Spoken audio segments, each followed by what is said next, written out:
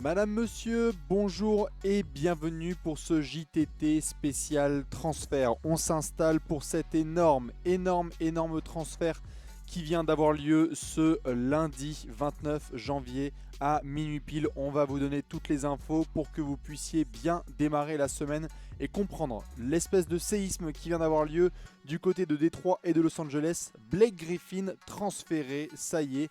L'intérieur des Clippers ne jouera plus à Los Angeles.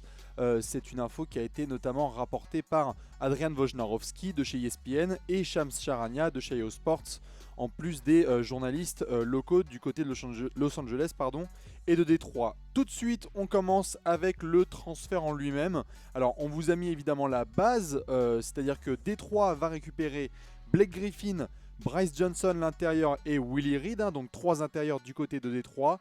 Et de l'autre côté, les Clippers, eux, vont recevoir Tobias Harris, Avery Bradley, Boban Marjanovic et 2 futurs tours de draft qu'on expliquera et qu'on a expliqué notamment à l'écrit au niveau de leur protection. On vous conseille d'aller sur le site de Trash Talk pour avoir tous les détails à ce propos. Mais voilà pour ce transfert, en tout cas sur la base complète. Alors il fallait savoir que depuis apparemment 6 jours en coulisses, des discussions tournaient entre les deux franchises, entre notamment le management de Stan Van Gundy et celui de Jerry West et Lawrence Frank. Donc finalement la trame s'est rapidement mise en place et ce lundi, sous les coups de 15-16 heures à peu près, les médias américains ont commencé à affirmer que Avery Bradley était disponible sur le marché. C'est un peu une surprise pour Blake Griffin, même carrément une grosse surprise. Mais on savait qu'il y avait quelques points d'interrogation sur la direction dans laquelle la franchise allait. On va y venir par la suite. Du coup, on enchaîne tout de suite sur un point financier avec les contrats importants à retenir pour bien comprendre tout ce qui concerne la thune dans ce gros transfert. Alors pour ceux qui s'en souviennent, Blake Griffin venait de signer cet été un contrat de 5 ans pour plus de 170 millions de dollars. C'est pour ça que c'est notamment choquant, c'est qu'on avait des Clippers qui avaient fait tapis rouge complet pour que Blake reste en tant que Clipper for life, pour les citer un petit peu. Donc il n'aura fallu attendre que 6 mois finalement avant que le gros bouton rouge soit appuyé. Donc ça, c'est un contrat que les Pistons récupèrent avec celui de Andre Drummond, excusez-moi, qui lui aussi a un contrat assez conséquent. Pour le coup, Blake Griffin, malgré son gros contrat, qui reste quand même le joueur qu'on connaît, à plus de 20 points de moyenne lorsqu'il joue, puisqu'il a loupé beaucoup de rencontres ces dernières années. On a du côté de Los Angeles le contrat d'Avery Bradley qui est expirant. C'est pour ça notamment qu'il était disponible sur le marché. Avery Bradley qui sera agent libre cet été. Doc Rivers qui pourra du coup retrouver notamment son ancienne arrière du côté de Boston. Alors évidemment le dernier c'est Tobias Harris. Tobias Harris, il a encore une saison après celle-ci à 15 millions de dollars. Donc on verra comment il sera utilisé puisqu'il est un petit peu sur l'attraction avec Danilo Gallinari qui va bientôt rejouer. Mais dans tous les cas, voilà pour les gros contrats de ce deal. C'est vraiment les Pistons qui récupèrent le plus gros. Ils ont désormais une traction intérieure, on va y parler par la suite. Andre Drummond et Blake Griffin qui sont vraiment verrouillés au niveau contractuel. Du coup maintenant on va passer à un point historique qui concerne la fin de l'ère Griffin, parce que c'est ça qui est vraiment le plus marquant et qui était inattendu. C'est cette espèce de game over en fait pour Blake du côté de Los Angeles. Il a passé ses 8 saisons professionnelles du côté de Los Angeles, de la Cité des Anges, avec des statistiques qu'on voit, quasiment 22 points et 10 rebonds de moyenne, incroyable au niveau identitaire. C'est lui qui met en place Lob City, notamment avec Chris Paul. C'est lui qui réalise son incroyable saison rookie, où il postérisait absolument tout le monde, où il est All-Star d'ailleurs. C'est le deuxième Clipper all-time au niveau du scoring, donc on ne parle pas non plus de quelqu'un qui n'a rien fait ces dernières années. 2 titres de division, ce qui est tout simplement exceptionnel dans la assez pauvre histoire des Clippers. Donc c'est un monument, aussi petit soit-il pour certains, c'est un monument dans l'histoire des Clippers qui s'en va, puisque aux côtés des Bob McAdoo et autres joueurs aussi de légende qui ont pu passer par Los Angeles, ça a quand même été plutôt crados, malgré peut-être du Elton Brand aussi ou du Randy Smith, ça a plutôt été craignos du côté des Clippers. Et depuis sa draft en 2011, Blake Griffin avait réussi à rendre les Clippers respectables.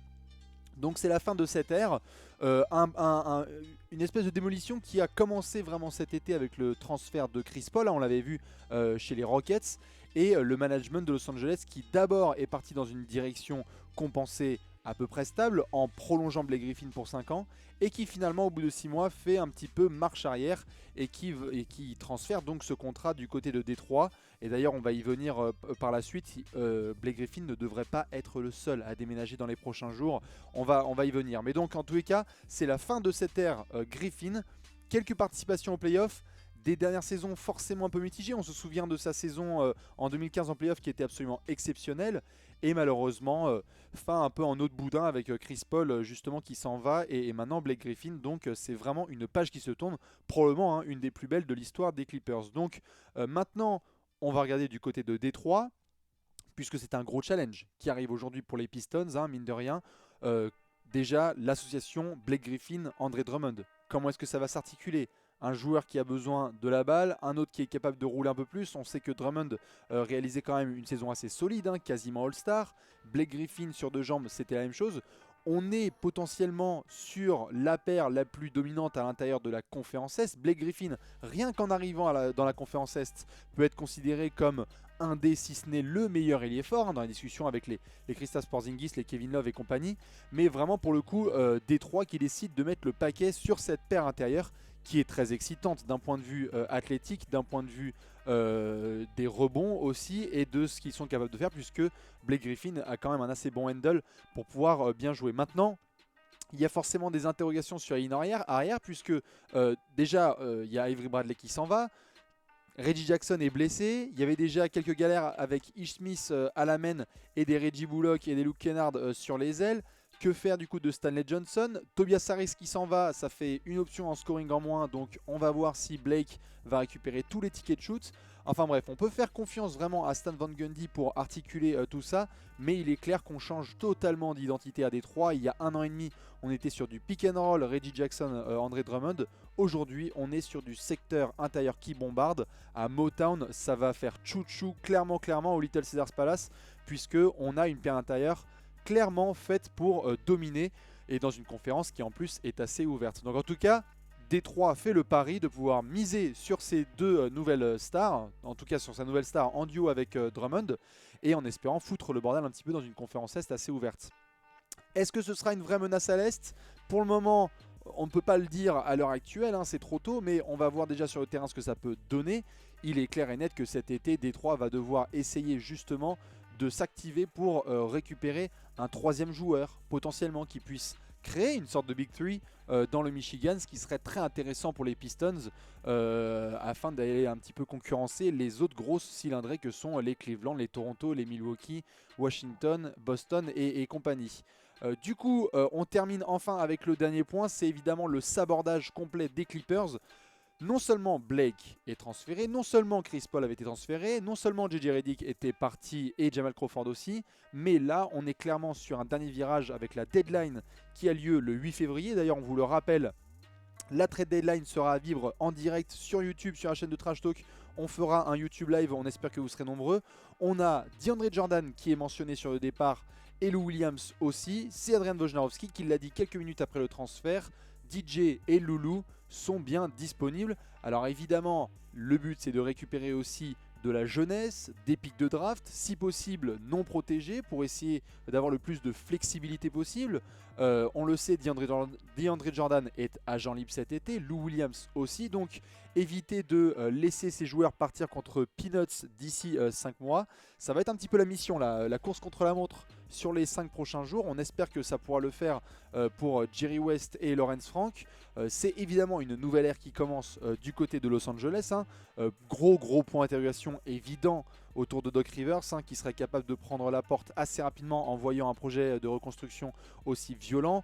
Voir ce qui va se passer aussi avec Austin Rivers. Est-ce que le fiston va se joindre au papa ou rester dans le coin et tenter de reconstruire quelque chose? Est-ce que justement on va avoir du Danilo Gallinari à outrance avec Tobias Harris? Beaucoup de points d'interrogation. C'est vraiment un sabordage complet que réalisent les Clippers. Et puis d'un point de vue identitaire, on assiste peut-être définitivement à la fin des meilleures années Clippers. On ne se rend pas compte puisque on a vu que les Clippers en demi-finale à peu près.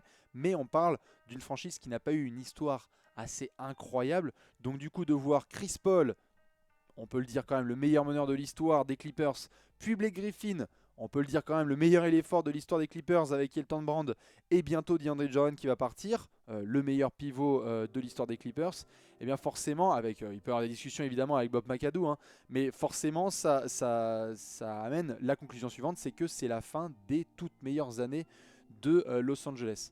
Donc voilà un petit peu pour les informations principales. Évidemment, inutile de vous le préciser, quelques points pour terminer ce JTT. Premièrement, le fait qu'il y aura un apéro complet qui va être tourné avec Alex et Léonce ce mardi pour pouvoir analyser tout ça en long et en large, en face caméra, pour avoir tout ça, laisser la nuit aussi porter conseil. On reviendra donc aussi sur le site. On vous conseille de consulter trashtalk.co, le site, car il y a déjà des articles qui ont été écrits et qui vont être écrits par la suite. N'hésitez pas à nous contacter sur les réseaux sociaux, hein, Twitter, Facebook, Pigeon Voyageur, YouTube, Minitel, Appel de Fumée, pour nous poser des questions sur justement et nous faire vos remarques sur ce transfert de Blake Griffin du côté de Détroit. Magnifique affaire pour les Pistons si Blake Griffin tient bien sur deux jambes. Dans tous les cas, on va essayer de suivre tout ça. Et puis pour les Clippers, vraiment, on reconstruit au maximum en espérant que ça va marcher pour Lawrence Frank, Jerry West et compagnie. Voilà, du coup, vous connaissez la suite. Nous, on y retourne car c'est la nuit. Les matchs continuent. On vous souhaite un excellent mardi. Très bonne journée à tous. Et on se retrouve très vite à l'apéro avec Alex et Léonce pour décortiquer tout ça. A très vite. Ciao.